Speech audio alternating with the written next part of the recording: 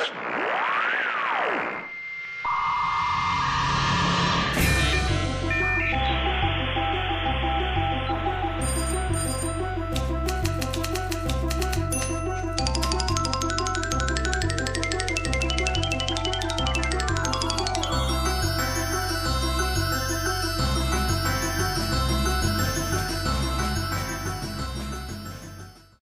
right, just to let you know, this is going to be a mixed reality session, so we actually have a few folks who are going to be joining us from the world. I'll be discussing that a little bit in more detail in a few minutes. But this session is called Conducting a Clinical Study of the Second Life. This panel is going to feature the presentation of a clinical study detailing the work of Dr. Dan Hawk at Massachusetts General Hospital in Boston. Dr. Hawk's going to be giving us an overview of his study today, which was a study in which a face-to-face program to teach stress management and resiliency was adapted to the virtual world of Second Life.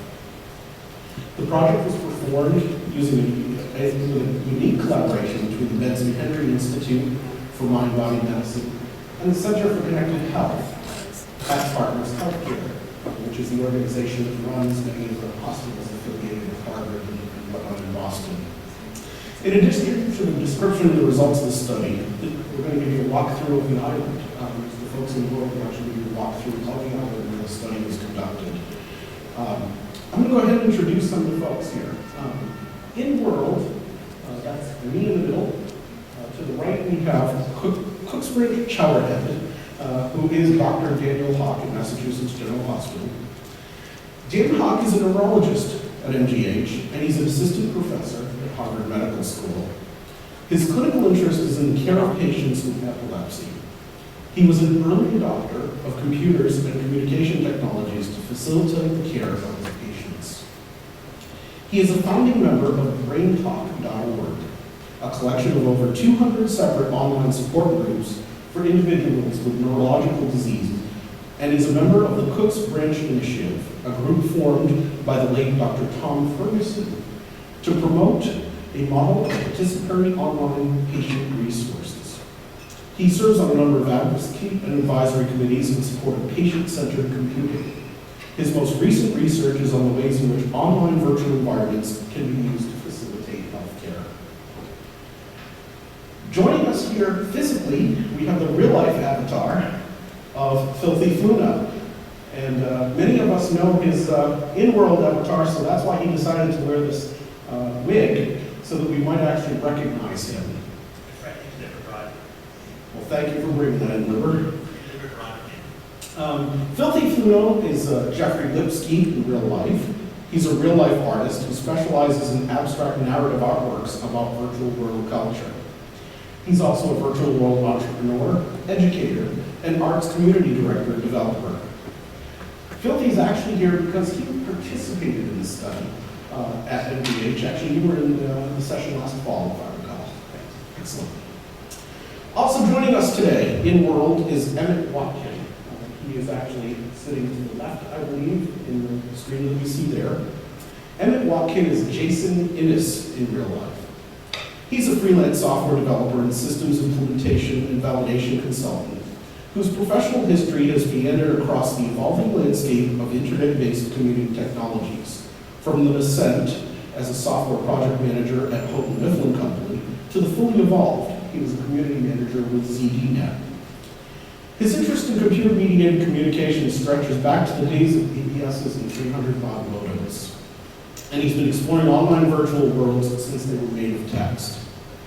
Jason believes that the current convergence of user-driven content, embodiment in 3D space, and high interconnectivity in platforms like Second Life represent the beginning of a revolution for network communication and commerce. Jason has a Bachelor of Arts with a special concentration in media studies from Harvard, and in fact, he wrote his thesis on communication in a virtual reality. So Jason will be joining us as well as a participant who was in the study. I'll tell you a little bit about me. My name is Brian Duffler. I'm Brian Perry in real life. I'm actually running the healthcare track here at SLCC this year. And my participation in this session will really be as a moderator.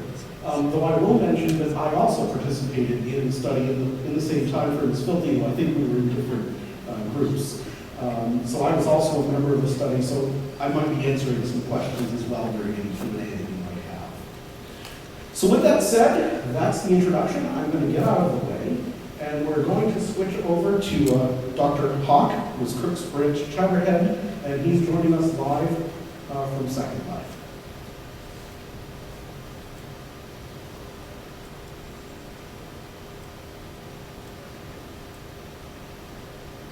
Barely make out your intro there, Brian, but thanks very much. Can you hear me okay? We can hear you just fine, thank you. Great. I want to say thanks for having me. I'm a little bit jealous that you're all there in San Francisco. I grew up across the bay in sort of the Orinda, Morada, Lafayette area, which is at the other side of Oakland, and I haven't been back to the Bay Area for quite a long time, so it would have been great to be out there, but not possible with our schedules. So I'm happy to be trying to do it this way. This is one of 2 or 3 times that I've actually gotten a chance to use Second Life for this kind of a presentation. And so it's starting to get used to it, but not entirely yet, so bear with us. So there are always technological challenges. I want to review what we did, why we did it, basically what we did, and then talk a little bit about the outcome of our study. So the first slide you can see up there, just who we are and some of the affiliations there. We'll come back to some acknowledgments later. But basically, just going to change my own camera angle here. Basically, why did we decide to do this in Second Life? And we wanted to be able to reach out and bring people into a virtual training setting, and we looked around at some of the things that were available when we began to plan for this project. And in part, my colleague, former colleague John Lester, Pathfinder Linden, and I had watched Second Life grow for a while before we joined Linden, and realized that there were some real advantages. One of them is the open scripting language, so that down the road, as we begin to interface more dramatically with Second Life using remote sensors and for things like blood pressure and respiratory rate and so forth, that medical data gathering in Second Life may well be facilitated by that open scripting language. Additionally, the idea that the property remains with the creator was really important to us. Not that we created that much interesting intellectual property, but down the road, if we're to stimulate entrepreneurialism, as has happened in every other realm in Second Life, I think having the ability to hang on to that property from our standpoint was great. The size, of course, is important because we, down the road, want to recruit people that maybe we don't know, not from the Boston area, people from around the in-world grid. The markets and the economy were another big advantage. And the fact that users are already involved in Second Life from a healthcare perspective. Now, granted, there were not, when we started this project, a lot of people doing actual healthcare, providers of healthcare in there doing healthcare, but there were a lot of what Eric von Hippel in his business and innovation and entrepreneurialism calls the end users, where he believes a lot of the end users, a lot of the innovation is occurring is at the end user level. And end users, the people actually in the world, were doing a lot of health-related, interesting projects. So I thought, this is really what was really the final feature that really drew us into using Second Life itself for our project. There's some challenges, of course, and I don't have to tell this crowd, there's a learning curve. There are hardware demands. A lot of our users, ultimately, people that have healthcare needs, are going to have a variety of kinds of equipment at their disposal, and so that's an issue. And then there's, of course, the privacy issues. And HIPAA covers, there are things called covered entities. Anyone who has followed the Google debate on Google Health or Health Vault at Microsoft realizes that we're quickly understanding that these companies aren't covered by HIPAA. They're not a HIPAA. They don't need to be HIPAA compliant at this point. So we'll see how that affects the landscape down the road. As I said, a lot of things are going on. The mainstream health activities that were going on when we began to look at this were things like Health Info Island, Ann Myers Medical Center, the CDC Center for Disease Control here in the U.S. had a big presence, a lot of various educational and poster materials there. Second Health, of course, is a big effort in the UK to kind of create a teaching environment and a virtual hospital. One of the earliest interesting medical applications was created by Peter Yellowlees, who created virtual hallucinations that you could experience with help from patients with various disorders that cause them to have hallucinations. So it's quite a realistic and quite an educational setting. Play to train, doing preparedness, and then about the same time we were in the middle of our project, Cisco working out with a hospital in California, south of San Francisco, Palomar, down near San Diego, had developed a whole hospital with its technology to be investigated and explored by potential users down the road, the patients and other people that would need the hospital. So we thought, this is really starting to blossom. We should really start to see if there are other things that we can do. And all of that is to say we were finding lots of educational initiatives, and we wondered, could we actually provide a form of care in Second Life? Could we actually intervene in people's health care? And that's where I turned to the so-called end users, the people that had health issues or had various illnesses or just wanted to improve their wellness. What were they doing in Second Life? What is the role of those users? They're basically, as I say here, a self-organizing group. There's organic growth.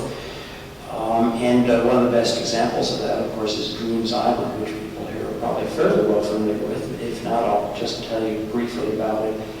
Dreams is some of the folks at Dreams Island were members of the Brain Talk online community's stroke group. Others were not. But the same basic desire to get together and to talk and to share information, share resources, and support one another was present in Dreams from the very beginning. They created an in-world virtual environment that augmented the kinds of things that Brain Talk and Neurotalk and others promote, and that is this exchange of information, the ability to meet with each other and support one another's efforts to recover, in this case, from stroke. And one of the things that they've done there over the years is they've gathered, as they have in the picture on the left there, and at the Dreams Community Fair, they have information. I picked this one because it actually has a little Brain Talk insignia on it, and in that booth. And they've also challenged each other with things they call speed builds. And one of the evolving areas of research that I followed as a neurologist is the fact that you may get more rapid reorganization and recovery from an insult like a stroke if you push the limits of your cognitive skills a little bit. And so the folks in Dreams Island really started to work on methods of doing that. And so they created at least a number of things. They play games all the time, Tringo and other games. They support one another in their own individual efforts to challenge their brain power. And then they have these speed builds where they build objects or settings as quickly as they can in a finite period of time. And then they walk around together and they judge them and give awards based on the quality of the build. And there's actually some basic science and clinical science growing up around this. So this is, in a sense, an intervention, probably the first intervention in Second Life, to really stimulate improved medical condition in people using the environment, the platform. So this really caught my attention early on. And I thought, we can do some things like that as well. And what we ended up focusing on, because of coincidence really, I got to know people at the Benson Henry Center or Institute for Mind-Body Medicine. Now, Herb Benson is the director emeritus there, and our colleague Greg Frigioni is the present director, are very interested in teaching people how to manage stress, produce a relaxation state, and then use that to to improve resiliency, either resistance to illness and disorders, or to increase the recovery from an insult, or to simply change the course of an illness like diabetes or hypertension, and to improve the people's quality of life. And there's a lot of research on this topic. Herb Benson has studied it for quite a few years. In particular, he started out interested in stress in general and the reaction that we have to stress. And in the 1960s, he began looking at the physiological response to stress, and then ultimately the opposite of that. He started by studying people that were doing transcendental meditation, but over the 40 years or so, he's expanded that dramatically to look at everything from yoga to Tai Chi to prayer to intensive focus in certain types of athletics, and discovered that in contrast to the stress fight or flight response, you can get a relaxation response. And that response lowers metabolism, enhances recovery and repair in the body and in the brain, and also sets the stage for improved learning, improved acceptance of strategies, for example, cognitive behavioral strategies for managing stress or managing a number of other things that you might want to work on. And so they've linked their programs to teach people how to induce this relaxation response with cognitive behavioral programs, programs that enhance positive psychology, fitness and nutrition programs, and it's been quite successful. But it's all done face-to-face. It's all done in a sterile little room with folding chairs that is not all that inviting. And on top of it, you go to learn the relaxation response in your car, driving through the streets of Boston. And there's very little that can be relaxing about that kind of a trip after you've sat there for an hour or two working on the relaxation response, and you climb into your car and you erase all of it immediately. So we thought, what if we could get people to do this in the comfort of their own home or at their office? What if they could come together and form as a group and work with a facilitator and learn to have this response in that setting? We needed to pull together some specialists. I'll just say this really quickly. The domain expertise that we used was Mark Sinelli and Deb Linton, who were based at the Center for Connected Health at Partners Healthcare, our colleagues in a different part of the institution.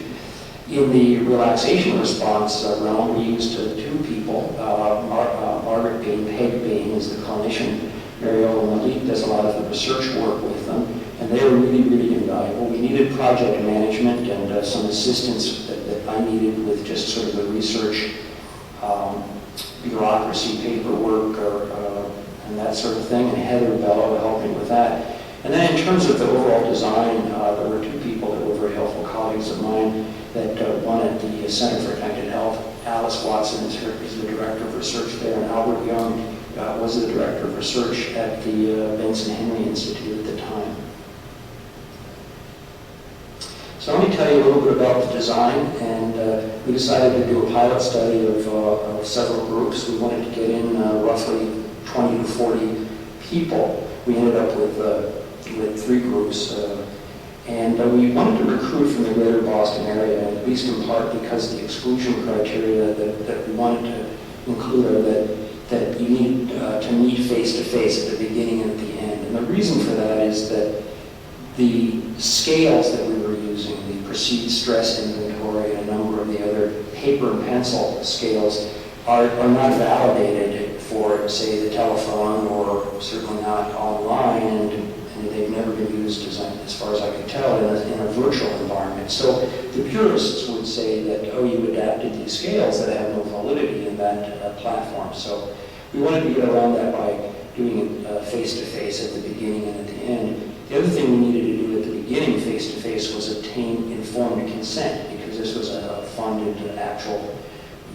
approved research project, and so we needed to make sure that our institutional review board was comfortable with that, and they're not really ready for virtual informed.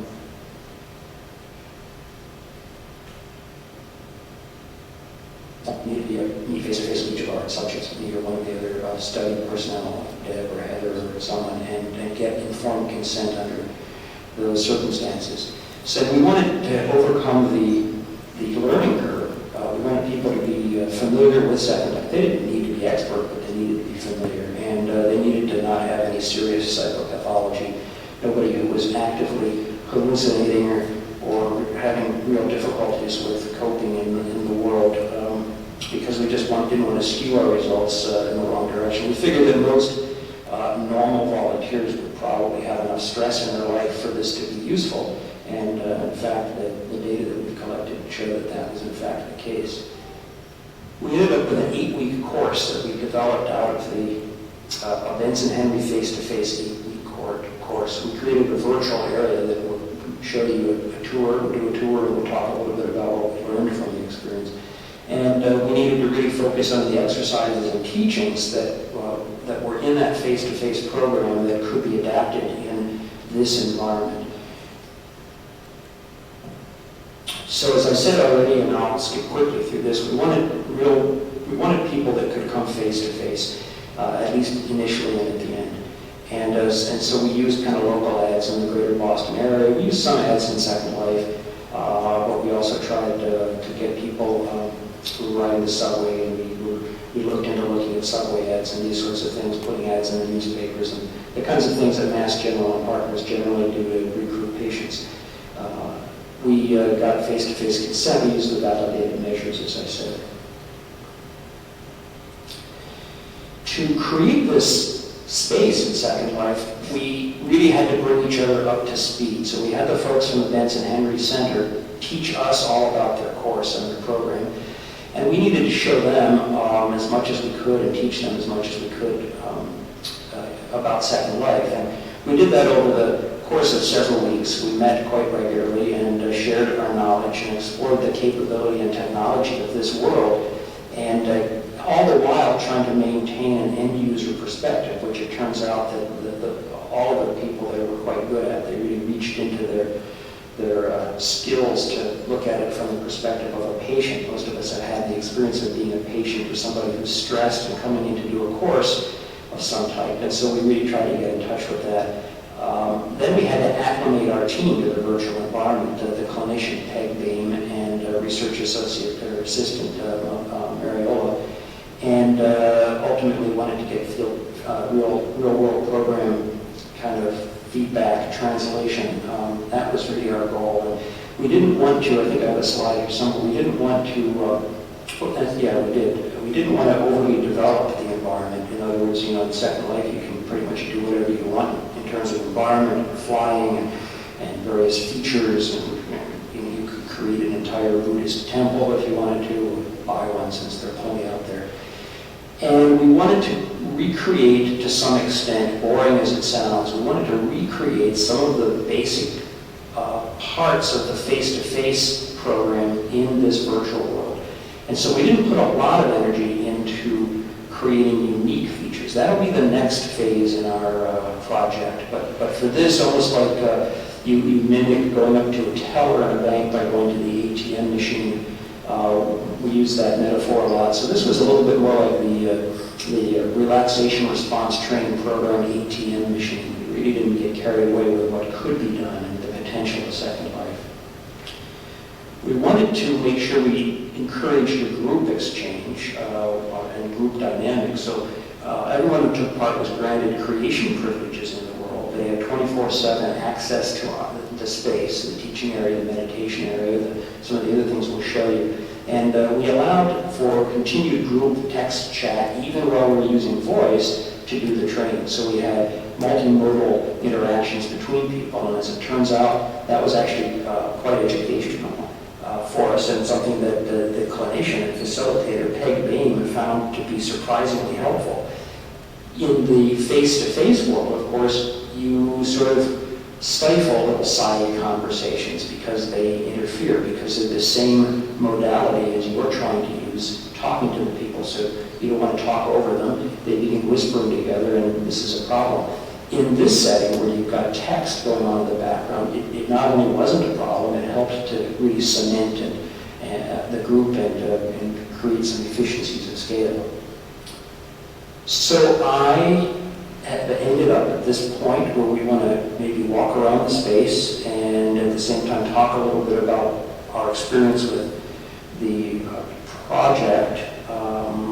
So we can do that now. And the way we had done this in our rehearsal or dry run, Emmett and I and Phil will all kind of chime in, and hopefully they won't let me monopolize. But I think at this point we ought to kind of get up and walk off and show you the space. And I guess Franz will be the eyes and ears for us.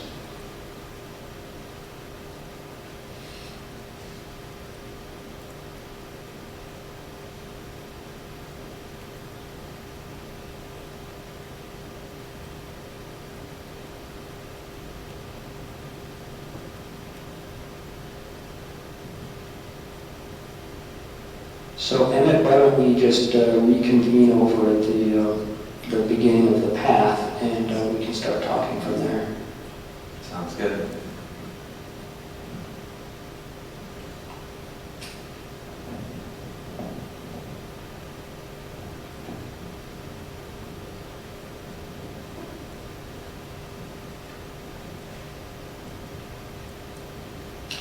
Okay.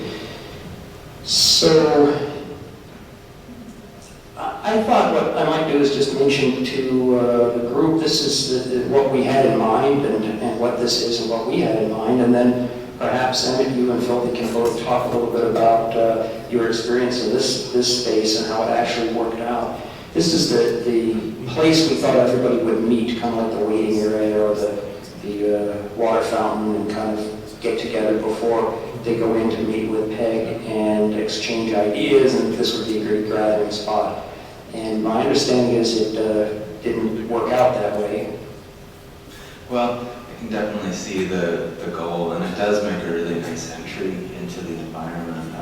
But I think probably, like most travel in Second Life, we tended to sort of bookmark the location you needed to end up in, rather than actually physically walking through. So I know that I tended to appear in the actual seating area where I would actually do the instruction. But walking down this path is definitely a great way to approach the space. Yeah, we saw it also when we first put it together. Peg often talked about the face-to-face meetings where people would gather in the room and then they'd make their way through the suite of rooms that they use and over to the actual meeting area. And it was sort of a transition between the hassles of daily work and then sitting down to kind of work on and to train yourself to be a little more relaxed. We kind of hoped this would do that, but it turned out to be a little bit superfluous. Well, in a sense, it's like the transition into Second Life itself served that purpose. I mean, for Yeah. me, sort of the ritual of putting on the headset and logging in and everything. I mean, it's not quite as significant, but you still got that feeling. Okay, let's walk down here a little ways. And I don't know if the audience can hear it, but we did put some chimes along the way in and tried to make the walk kind of a pleasant transition.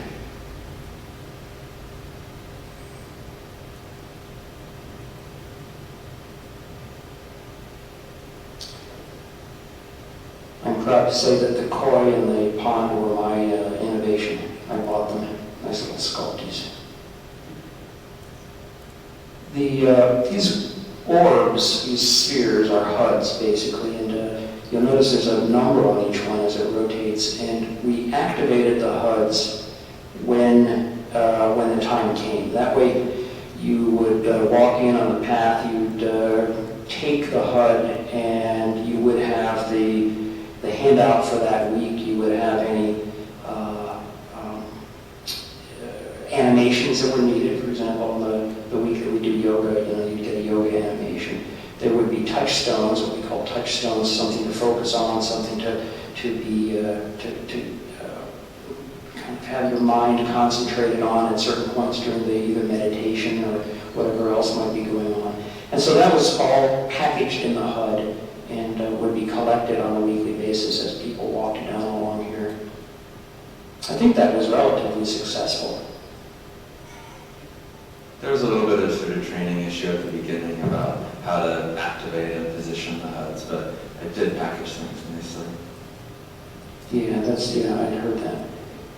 If we make our way further along here, so you go to 8 HUDs, one for each week.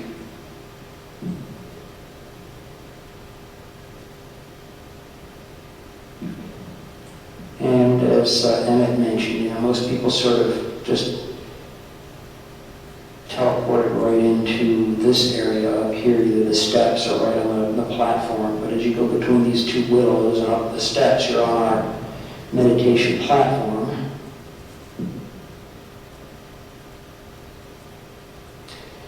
So one of the other things that we did is that we found some objects like this gong.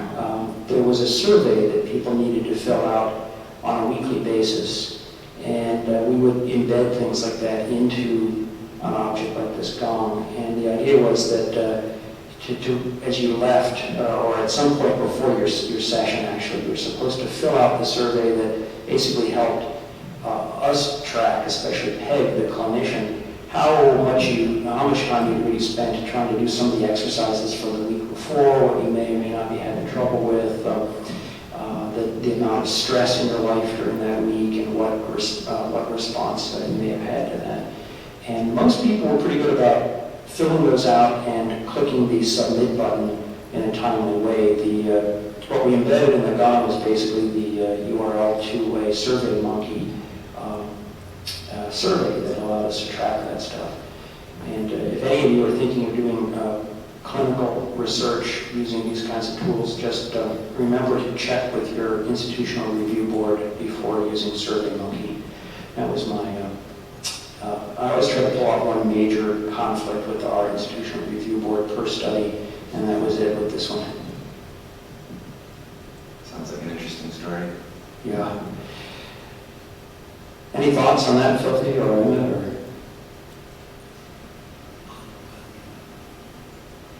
I thought the system definitely worked fine. There was, I tended to find myself filling it out sort of a few minutes before each session. Right. I think I probably would have done that in real life as well. Yeah, I thought the surveys were easy to do. They were easy to access, easy to pass in, and they didn't really get in the way of, for me anyway. I wasn't feeling really intimidated by it at all, which was important for me to participate in the study. Okay. Well, we used the area that was really the heart of the sessions, and people would gather over here and sit and meet with Peg, who we often forced to sit on the grooming pillow there as the center of activity, even though she wasn't real fond of doing that. And some last-minute stuff. This interesting little crystal in the middle here was actually used for. The idea was that it would be used for last-minute handouts and things that maybe hadn't been incorporated into a HUD.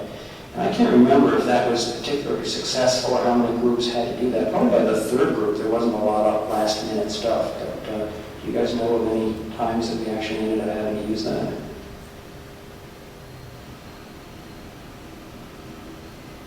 I definitely remember a few images being distributed that way. That worked fine. It was in some ways more straightforward than the HUDs because it was sort of a click and get it. Right.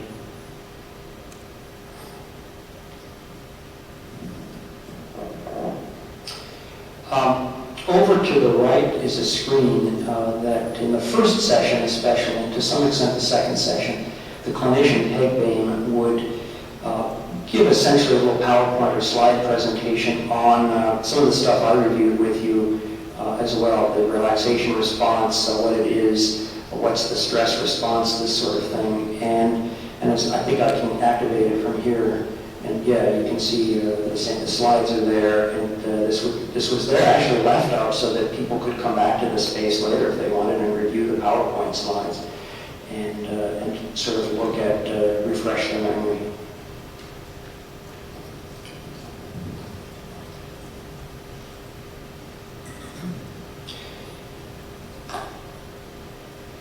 the next thing I think we could do is go over here, another section to mention is we did create some yoga poses, and there was one of the sessions is devoted to talk about yoga and the use of yoga as a stress management strategy and to induce the relaxation response. We thought this was very cool. We put the mats here. We had people come in and join the crowd to do yoga. And if I can quickly pull up an animation here, I'll do one unless one of you guys has one handy and show you what we did. The idea was that especially if you had a little bit of a yoga practice, you would be able to do these things and identify to some extent with your avatar, and that would allow you to sort of build a connection that otherwise wouldn't be there. And we thought it was really cool. A couple of early testers thought it was very, very neat. And as it turned out, that it kind of was met with mixed reviews when we debriefed everybody. And so, which was good, because there's a lot of energy that can go into building an animation. So it turned out we put enough energy in and not too much. It wasn't sought after, and it wasn't the best thing since sliced bread, but it wasn't panned either. I thought it was useful in the sense of demonstrating the immediate pose, but at least in the session when Peg had us run through the poses, she was also encouraging us to do them physically, so I found myself focused more on that than on the sort of mirror neuron experience of identifying with my avatar, just personally. Yeah, that's really kind of interesting because we had this debate about whether Peg really should encourage people to do it physically at their computer, because we had this horrible image of people tangling themselves up in their microphone wires and getting hurt or strangled or whatever. So it was kind of she did it anyway. It sounds like, but good. That would have been another argument with the IRB. Let's wander over here. And one of the things that was really successful, and for which I actually have renewed enthusiasm, is the labyrinth. So I may be familiar with the various meditation techniques. Many have run across things like walking meditations and focusing on a labyrinth and or a maze. And so we actually constructed one over here. Peg helped us design this. And then for those of you who knew the wonderful woman, the Sojourner, who was so instrumental to getting Dreams up and running, she was really a really important ally and important helper through the beginning of our project, and really to the point of getting it launched. And as you know, she passed away kind of suddenly last year, and so we actually named the labyrinth in her honor. She actually thought this was very cool, and she actually put the arrows in for us and helped us build it and devise it. But the idea here was that you do a slow walk, which I'm not entirely sure I can pull off perfectly here. But you do a slow walk through this labyrinth, and today my avatar is stopping instead of doing a slow walk. Oh well. Sometimes it works, sometimes it doesn't on this Mac. But I don't know, are you any better at the slow walk than I am? I can try. There you go. So if you walk very slowly through the labyrinth, it's really almost as peaceful and as mind-focusing as it is to do a walking meditation in the real world. So people, in talking to the participants, people really found this to be helpful and kind of fun, and they'd come back here between sessions and use the labyrinth and do another slow walk, sometimes running into others, not literally, but finding other people doing the same thing and kind of sharing in the experience. So it's kind of cool that this was adapted the way it was, or adopted the way it was. Mm-hmm. Yeah, I also found it really involving, maybe in contrast to the yoga, because you're actually participating with your avatar. The experience of your avatar is being directly controlled by you in that sense. Right. Maybe that's why it's so involving. I'm going to suggest, so that we have time for Emmett's presentation and the rest of the any questions and answers, maybe we should zip back over to the conference center from here. Does that make sense to you guys, or how much time do we actually have? I think we're doing fine at this point. I think Filthy wanted to say a couple of things as well. Yeah, I wanted to mention especially about the yoga innovations in the labyrinth, switching back and forth from seeing my avatar doing these things, and then from the first person, the mouse slow feature, I got two completely different experiences, and it was interesting. My wife practices yoga every day, and she's always up before me, and I see her do yoga, and I see her do a lot of things that I started to see my avatar do through. I just said, oh wow, she's doing it right, because my avatar's doing the same movements. So I don't know, mixing the reality, mixing real life with the second life. I think it made the experience more powerful for me participating.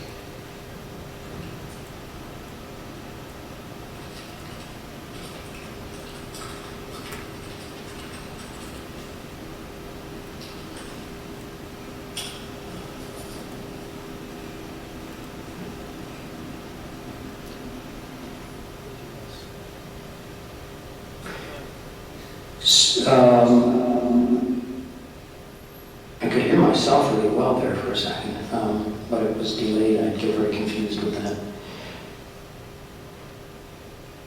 Let's head to the conference. So Emmett, you can kind of go through some of your observations, and we can get some feedback from Filthy as well. Sounds good.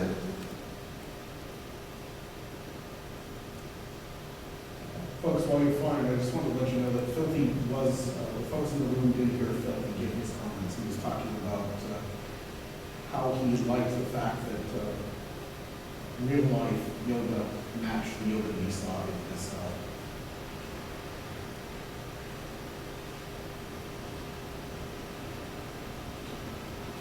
Oof.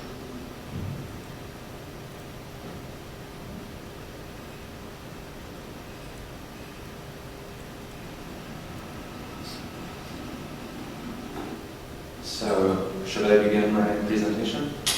Yeah, it sounds good to me. I'll just have a seat. Okay, thanks, Dr. Huck. And thanks, Brian, for the introduction earlier. As Brian mentioned, I'm Jason Ennis. I'm Emmett Watkin in Second Life. I participated in the relaxation response study that Dr. Huck just described back in 2008.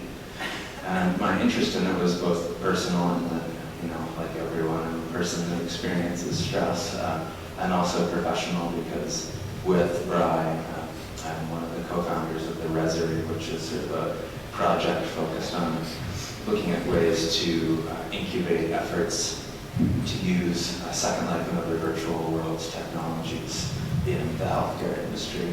So participating in the study, I had a sort of eye toward understanding what worked really well in the space and what were some of the challenges.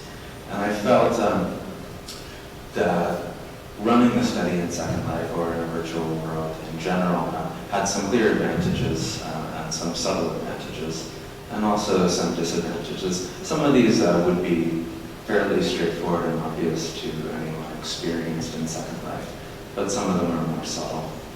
Some of them Dr. Huck already touched on as well, so I won't dwell on those too much. But I also had thoughts about ways to minimize some of the disadvantages. So, some of the clear advantages which Dr. Huck mentioned is the obvious advantage of inclusiveness in that it's much easier to participate in a study using distance technologies like Second Life than it is to actually travel into an urban hospital in downtown Boston. So that immediately increases the pool of people who could possibly participate in a study like this. Related to that, but not exactly the same, is convenience. Some people might be able to participate in a study physically, but just can't deal with the headache of the traffic, like Dr. Hawk described. And it cuts down travel time, so you can participate immediately, for example, after a work day or some other commitment. Participating in a study in a familiar environment, that can be really important for a lot of people who have, white coat syndrome, where just entering a medical environment can increase their stress level. Being able to participate in something like this from home rather than, say, a conference room or some other more sterile environment is definitely an advantage. And then the final advantage that I experienced more directly as as the study was ongoing was the ease of incorporating outside material. There was the web, of course, is available from within Second Life. There were a few YouTube videos that I've actually linked to demonstrate some sort of cognitive awareness principles. And that kind of accessing the sort of whole world of outside material would be very difficult to do in a purely physically embodied traditional setting. So those were some of the clear advantages. Some of the more subtle advantages that I didn't necessarily kind of expect as I was going into participating in the study were these ones that I listed here, and I'll talk about each of them in turn. But in summary, they were the sense of an experience of embodied learning, that is having a sense of physical presence with a group of people. That's something that is unique to Second Life, I think, or to any virtual world technology, and you can't really replicate with other distance technologies like simple teleconferencing. Related to that is embodied learning in space, so not necessarily the aspect of being with other people, but the aspect of being actually in an environment that's conducive to learning.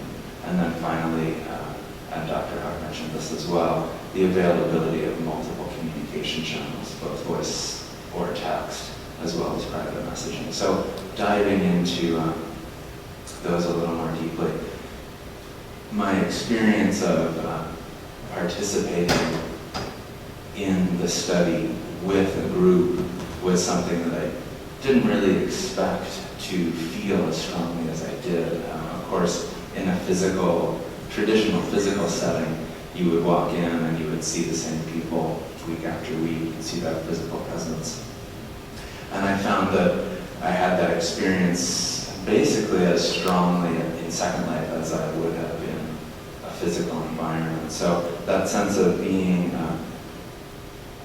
engaged in this project of learning these relaxation techniques with other students, other participants, was a very strong feeling.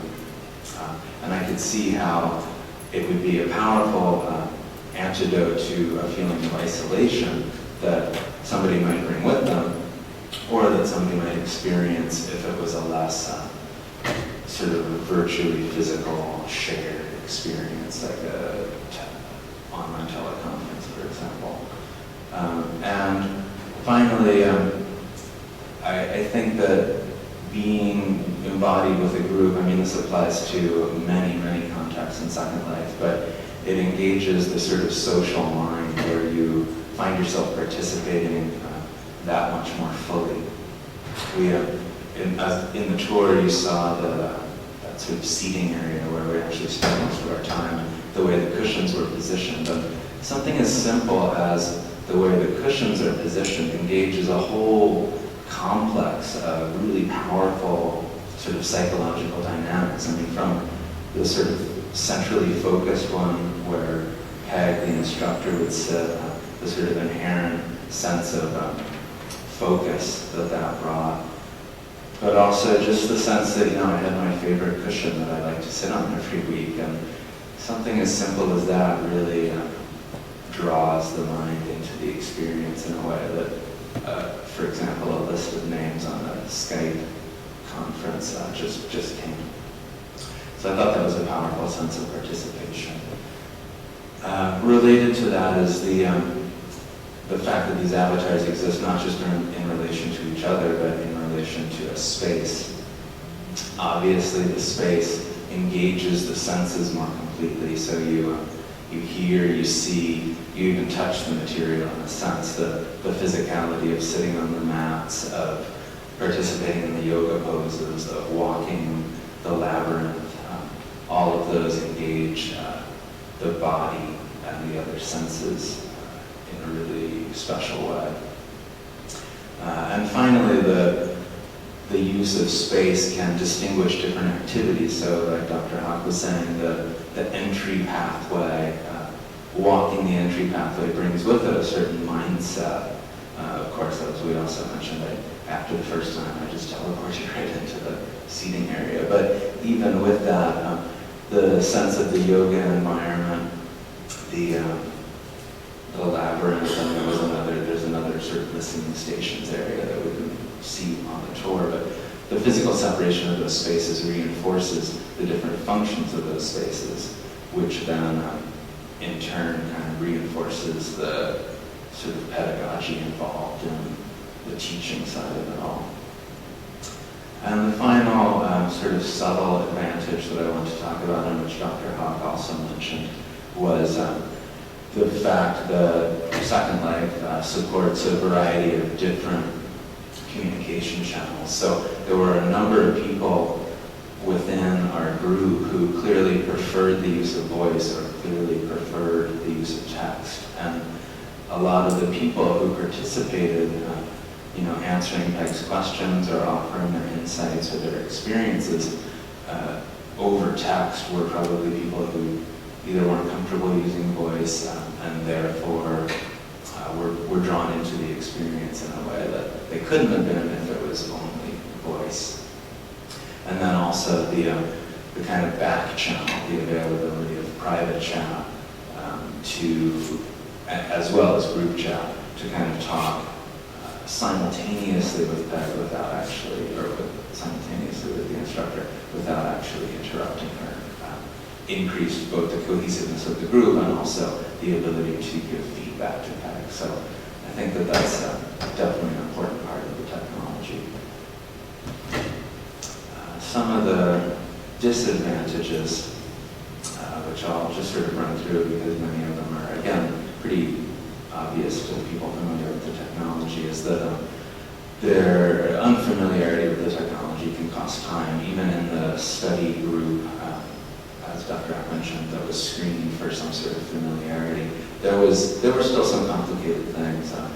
How to position HUD, objects spawned by the HUD, how to retrieve them, how to align the HUD, and then also how to juggle Second Life and Skype, because at the time we actually used Skype rather than SL Voice. Some of the participant unfamiliarity can definitely take time away from the sessions. Similarly, technical problems and Second Life, and all of these technologies are new, and problems with the technologies can easily derail a session.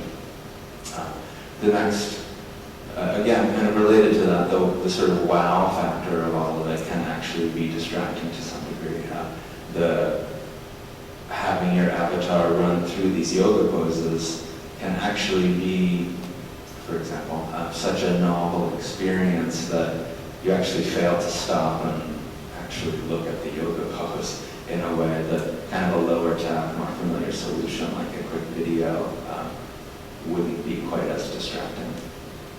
And finally, a disadvantage to mention is that in contrast to actually physically traveling to a classroom and looking an instructor in the eye, looking your classmates in the eye, or your fellow study participants, it's easier, I think, to kind of get away with sort of not doing your homework or not doing your part or maybe not participating as much because of a reduced feeling of accountability from being only virtually present.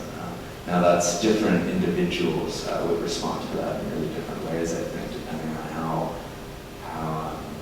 synchronized you felt with your avatar. especially for people new to the technology.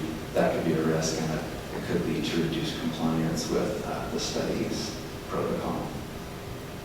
Finally, just wrapping up quickly, there were some strategies for mitigating the disadvantages that jumped out at me directly from my experience, and some of these were things that Dr. Hawk and his team actually did, so I learned from them as well, some of these. But selecting a participant pool experienced in Second Life is clearly key, at least until these technologies become so much easier to use and more mature. The next would be to absolutely schedule a thorough pre-training session. And I know there was some training done the study, but I think an entire sort of long session would benefit everyone. Having technical support in World and on hand, that was something they did. There were several sessions where in-world technical support provided by the partners, folks were able to resolve Second Life issues very quickly. Then having technical redundancy, of course, being able to use sort of a fallback method for participating is important. Using familiar lower tech solutions within the high-tech space. So for example, I mentioned even some yoga videos might be less distracting to some people than the experience of having yoga poses. And I think Dr. Hawk touched on that as well when he mentioned not overbuilding the space. I think that was an important thing. The simplicity of the space kept the focus on the material rather than on sort of whiz-bang stuff. Reviewing compliance goals during each session, I'm sure that's something that's done in a physical environment, but it's doubly important in Second Life where there is that accountability issue. Giving the instructor moderation tools, Dr. Hawk mentioned, Peg was hesitant even to be the one to sort of stand on the or sit on the special cushion. But I do think that, for example, as people are learning how to use some of the voice tools and everything, it's important for the moderator to be able to mute people if they have to, if someone's having problems with their microphone or background noise. So there are ways that a sort of active hand on the part of the moderator can really reduce the impact of some of the unfamiliarity and technical issues. And finally, I just wanted to sort of note that a lot of these disadvantages really will diminish on their own as virtual worlds become more commonplace. I mean, this study was clearly pioneering a very new set of goals. And in a few years' time, something like this won't be as challenging. And finally, I just wanted to sort of close on a personal note, which is distinguishing this experience from, say, other teleconferencing. For me, kind of always boiled down to these moments. Peg would run these guided meditations where everyone would close their eyes and she would, describe, say, like a journey up a mountain and the sights and the sounds as a way of focusing the mind and drawing everyone into sort of a meditative frame. And closing your eyes and listening to the voice, it easily could have been any sort of distance communication technology, but when the meditation was over and I would open my eyes and see all the other avatars around me, some of them sort of snapping out of their idle animations, and everyone sort of coming back to that place that we were sharing. It was a very powerful experience, and it's something that simply couldn't be achieved in any other medium besides virtual world technology like Second Life. So it's a powerful experience, and thank you, Dr. Hawk and your group for putting it all together. So that's my presentation. Thanks a lot. That's really great. And that last, you had lots of great points there. That last comment is especially important, I think. I've had that same experience. Yeah, it was really a very powerful experience. And I mean, that sense of group cohesion, or that sense of being present in a place with people, of course, is one of the fundamental experiences that makes Second Life special. And it was exciting to see that provide such a strong emotional foundation for the material that Peg was was sharing, which, itself, not a lot of emotional content. I mean, learning about relaxation techniques opens a lot of mental doors. That sense of participating in that experience with other people was invaluable. So we can, I will mention, without even turning back to my slides, just to wrap up, that the purpose of the study overall was to try to judge, is there any effect and what's the size of it, even if it's quite small, so that down the road we could apply for and maybe get major funding to do a randomized controlled trial, let's say, where some people take the face-to-face approach and others take the virtual approach. And that it was completely successful in that regard. We found that there was an effect and we got a real feel for the size of it, so that estimate was good. We actually, even with the 26 people that were enrolled, saw a statistically significant decrease in the overall global rating of physical symptoms. So the degree to which people had things like headaches, stomach aches, pains, weird feelings, bad sleep, and so forth. So a global measure of that in the what's called the SCL 90, where they basically it's got 90 questions. The global score there actually decreased statistically significantly, even with these 26 people. So that was really heartening. The perceived stress scale decreased as well, although not large enough or with little enough variability to be statistically significant. But all of the measures of stress and decreased, trended toward a decrease, whether they were statistically significant or not. And all of the scales that kind of reflect poor health or poor quality of life were also affected in the proper direction. They all improved, so that was good. If we do questions, I think, I'm not sure how you want to do it, Brian, but we were having a little trouble hearing what was going on in the room there, so even with your microphone, so you might want to go back to the way you had it just before we started. We heard it really well. Okay, I want to know, can you folks hear me okay right now?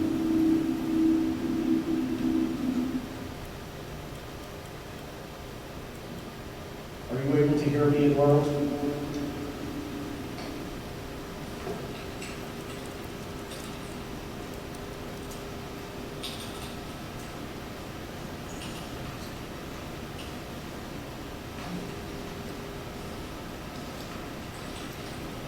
Okay, it looks like we're having a little problem with them hearing me in the world. What I'm going to ask then, Poogie Guffner, you are operating my avatar. As we have questions, could you type the question in so they can see it? Could you tell them right now that you'll be typing questions to them? Okay, let's go ahead and take some questions. I believe somebody up front, you had a question. What I'm going to do is hand you the mic just in case they can hear us. Poogie, if you can just type. Okay. I have 3 questions. If that's okay, if we don't have time, we'll just ask one. First question is for Filthy. Would you physically do the activities, do the yoga poses, or would you just watch them? Well, I started off just watching them,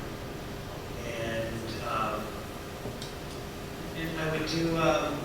So when I was in, when I was logged in, I would just watch. But I took some, of the things that I was practicing away from the study and would do it. But I would also do some of the guided imagery. As an artist, I do that a lot anyway, and then kind of reframing how I did it was interesting. As it was involved with the study, having doing it organically and then doing it for the study was a nice process for me. Then follow-up question, was it different watching your wife do yoga versus watching your avatar do yoga? Yeah, very different. In what way? For some reason or another, watching her do yoga never really, it really motivated me to do it myself.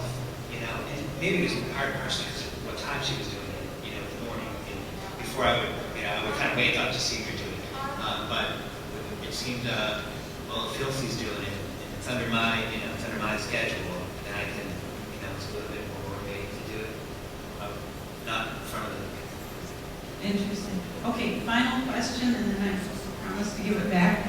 The methodology for the clinical study, it sounds like it was a purely qualitative study, but then you talk about statistical significance. So is it a mixed method study, and what exactly then were your parameters for your standards of rigor? Okay, that's going to be a little bit for Corey to type in back there. So Corey, if you could summarize, the question was that this was described as a qualitative study, but then later there were statistical results discussed. So was this a mixed mode study, mixed method study?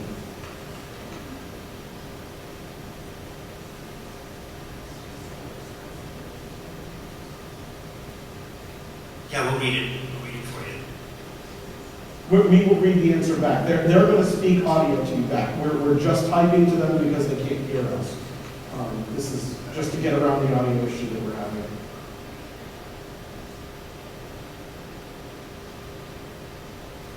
Folks, you can you tell them to answer by voice, Corey?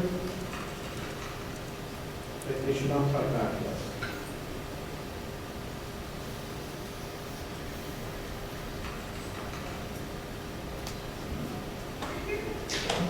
Good, that's great. So the answer to the design was, because I kind of zipped through some of that, wanting to show you the cool part of the actual building that we did. The validated surveys that people filled out before and then after have been used in a lot of these studies where they've worked face-to-face. And so the specific four that we used, one is called the Perceived Stress Scale. So again, a validated survey that the Benson Henry Institute and others have used in other studies. And then the SCL-90 is this 90-question survey that looks at physical symptoms. Then there's a quality of life survey, and then there was also a health status survey. All of those are, as I said, pencil and paper surveys that are validated, and we have data from the face-to-face meetings approach. So while on a qualitative level, we wanted to show that we could actually do this and we could build something, and we had to get the logistics down of how you recruit and how you maintain people and follow through and follow up and that sort of thing. We also had a quantitative component in looking at the impact on perceived stress, quality of life, health status, and so forth. So those are with only 26 subjects, you need a really whopping effect to see an impact with this 8-session class.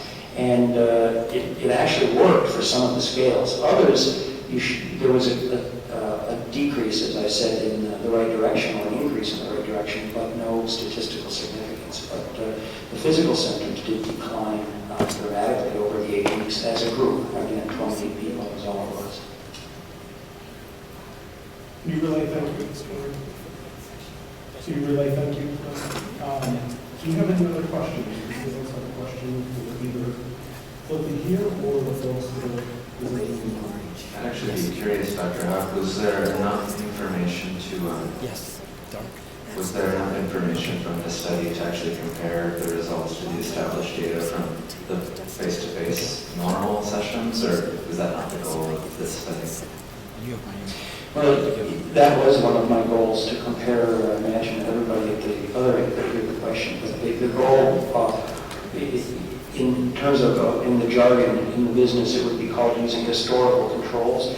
And in fact, because the Benson Henry Institute had just done a study in which they had looked at the impact of a similar course given face-to-face to a whole collection of people that work at NSTAR, and that's in review right now to be accepted at a journal. I can compare to fairly recent measures of perceived stress and medical symptoms, physical symptoms, as a historical control, since it's not even distant history. These are all people that have filled out these questionnaires before and after an 8-week session in the last 2 years during the time when we've had the stresses that we've had. So I think that'll be really useful, and that's actually one of the things I'm being hounded to do in the next few weeks is try to sit down and do some comparisons of those data from that study to the data that we collected. Okay, Corey, can you thank them and let them know that we're wrapping up on this end? I'll follow up with them. I just want to thank everyone for coming out for this session. I hope it was informative for you. I also want to thank some folks in the back, because without their efforts, we wouldn't be able to do this little mixed reality presentation. So those folks have been valiantly back there, hitting the cameras, typing our questions, operating our avatars so that the folks in the world can hear us. So I want to start off by thanking Franz Charman. He was the gentleman actually that was operating the second light viewer that we're viewing here in the room. It was his excellent camera work that allowed us to see exactly what the folks were talking about and showing us in the world. So thank you, Franz. I also want to thank Huki Guffler, who operated the Bry Guffler avatar, so that when we spoke here in the world, they would hear it and he followed them around. So thank you, and also for typing the questions. And I also want to thank the gentleman from the Hotel AV service who provided us with the audio, and I suspect he did not know what he was getting into before he agreed to do this conference, that all these crazy secondary people showed up with these odd requests. So thank you. It was, without the work you guys, this would not have happened. Thanks again, everybody. I appreciate your coming out. We have a bunch of other sessions in the healthcare track over the next couple of days. So if you're interested in healthcare, I hope you'll join us. Thanks a lot.